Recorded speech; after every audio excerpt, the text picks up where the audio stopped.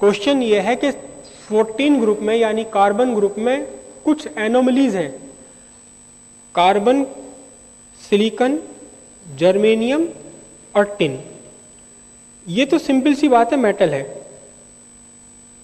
आप ये जानते हैं कि मेटेलिक प्रॉपर्टी इंक्रीज होती है top to bottom, periodic table में मेटेलिक प्रॉपर्टीज इंक्रीज होती है। किसी भी आप ग्रुप में उठा करके देख लीजिए, आप ऊपर वाला नॉन मेटल है, अगर नॉन मेटल ग्रुप आप स्टार्ट करते हैं तो लेफ्ट साइड में, सॉरी राइट साइड के पीरियोडिक टेबल की राइट साइड की बात कर रहे हैं हम, तो ऊपर नॉन मेटल है और फिर नीचे आते आते क्या बन जाता है, मेटल बन जाता है। यानी ऊपर तो सबसे पहला एलिमेंट होता है बैड कंडक्टर ऑफ इलेक्ट्रिसिटी और सबसे नीचे वाला होता है गुड कंडक्टर ऑफ इलेक्ट्रिसिटी। लेकिन कार्बन ग्रुप के साथ ऐसा नहीं है। कार्बन दोनों प्रॉपर्टी शो करता है, गुड कंडक्टर भी है, बैड कंडक्टर भी है। सिलिकॉन, जर्मेनियम सेमीकंडक्टर्स हो गए और टिन आपका गुड कंडक्टर हो गया। तो ऐसा क्यों है कि गुड कंडक्टर के बाद आपके सेमीकंडक्टर्स आए और फिर वापस गुड कंडक्टर हो गया। अगर नॉर्मल हम कंडीशन देखें तो कार्बन को बैड कंडक्टर ऑफ इलेक्ट्रिसिटी होना चाहिए था, फिर कंडक्टिविटी इंक्रीज हुई सिलिकॉन, जर्मेनियम में और टिन में आपका ये गुड कंडक्टर बन गया। लेकिन ऐसा नहीं है, कार्बन गुड कंडक्टर भी है, कार्बन बैड कंडक्टर भी है, लेकिन कार्बन सेमीकंडक्टर नहीं है। कार्बन किसी भी फॉर्म में सेमीकंडक्टर नहीं है। या तो ये बैड कंडक्टर है in the form of diamond, या ये गुड कंडक्टर है in the form of graphite, semiconductor नहीं है। तो ऐसा क्यों है कि कार्बन या तो बैड कंडक्टर या गुड कंडक्टर लेकिन सेमीकंडक्टर नहीं है?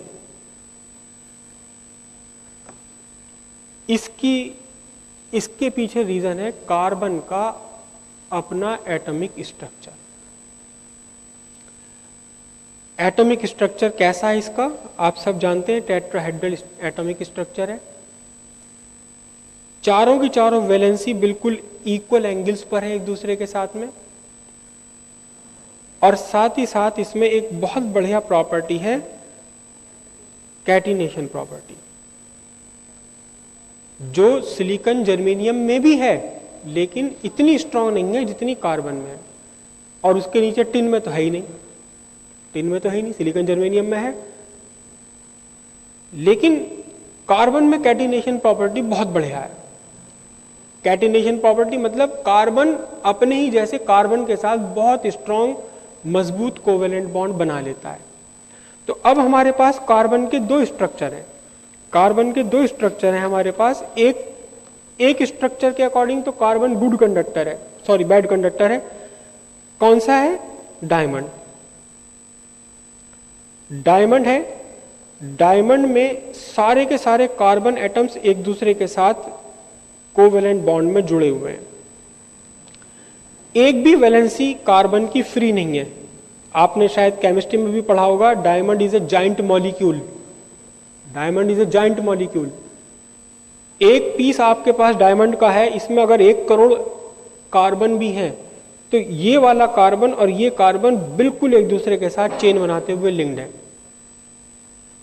हर कार्बन की चारों वैलेंसी अपने आसपास के 4 दूसरे कार्बन्स के साथ में मजबूत कोवेलेंट बॉन्ड बना रही हैं। एक भी इलेक्ट्रॉन यहां फ्री नहीं है। जब फ्री नहीं है तो bad conductor of electricity, bad conductor electricity का। एनर्जी बैंड डायग्राम पर अगर आप आए तो फिर डायमंड में आपके कंडक्शन बैंड और बीच का वैलेंसी बैंड के बीच ये एनर्जी गैप 5.6 इलेक्ट्रॉन वोल्ट का गैप है, लगभग 5.6 इलेक्ट्रॉन वोल्ट का गैप है। ये इतना बड़ा गैप है कि कोई भी इलेक्ट्रॉन वैलेंसी बैंड को छोड़कर कंडक्शन बैंड में नहीं जा सकता, किसी भी तरह नहीं जा सकता। अगर आप डायमंड को हीट भी करना शुरू कर दें, डायमंड को आप बिल्कुल रेड हॉट कर दें, तब भी किसी इलेक्ट्रॉन को इतनी एनर्जी नहीं मिल पाएगी कि वो 5.6 इलेक्ट्रॉन वोल्ट का गैप पार करके कंडक्शन बैंड में जा पाए। जब कंडक्शन बैंड में कोई भी इलेक्ट्रॉन नहीं है तो फिर ये क्या रहेगा? Non conductor of electricity. तो फिर ग्रेफाइट में ये गुड कंडक्टर क्यों बन जाता है? ग्रेफाइट के अपने स्ट्रक्चर के कारण। ग्रेफाइट का आपका स्ट्रक्चर पता हुआ है कि ग्रेफाइट में हर एक कार्बन एटम अपने आसपास के 3 कार्बन एटम्स के साथ में जुड़ा होता है, 3 दूसरे कार्बन एटम्स के साथ में जुड़ा होता है।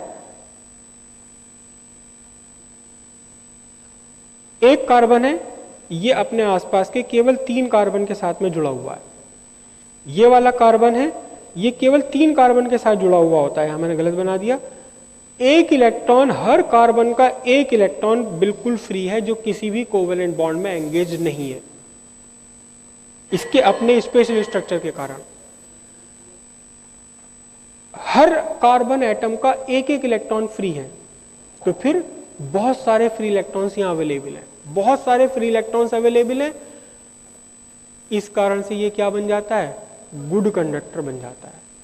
तो कार्बन डायमंड की स्टेट में बैड कंडक्टर ऑफ इलेक्ट्रिसिटी है, ग्रेफाइट स्टेट में ये, ग्रेफाइट के रूप में ये गुड कंडक्टर ऑफ इलेक्ट्रिसिटी है, लेकिन सेमीकंडक्टर नहीं है कहीं भी। डायमंड में क्या है कि एनर्जी गैप बहुत बड़ा है, और यहां क्या बना, ग्रेफाइट में क्या बना, ग्रेफाइट में ये बन गया कि यहां तो एनर्जी गैप रहा ही नहीं, यहां आपका वैलेंसी बैंड और कंडक्शन बैंड एक दूसरे को ओवरलैप कर गए, बिल्कुल मेटल की तरह ओवरलैप कर गए।